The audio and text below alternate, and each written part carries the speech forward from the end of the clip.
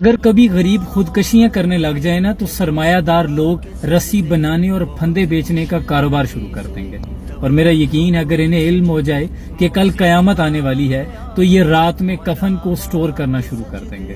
اور اس کی تازہ مثال یہ ہے کہ ابھی انہیں علم ہوا ہے کہ رات کو فیول کی پرائسز بڑھ جائیں گی، تو انہوں نے جو پہلے پرانی پرائسز پہ خریدا ہوا پیٹرول تھا وہ بھی دینا بند کر دیا ہے۔ ابھی کہہ رہے ہیں کہ دوبارہ فیول آپ کو صبح ملے گا، اور وہ ملے گا نئی قیمت پر۔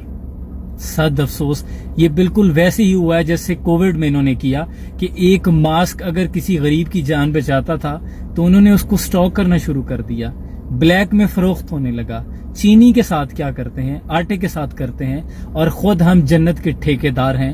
مغرب جو اپنے بچوں کے لیے ٹافیاں چاکلیٹ بھی جعلی نہیں بناتا وہ جہنمی ہیں، اور ہم سب جنت کے ٹھیکیدار ہیں۔ اللہ ہدایت عطا کرے۔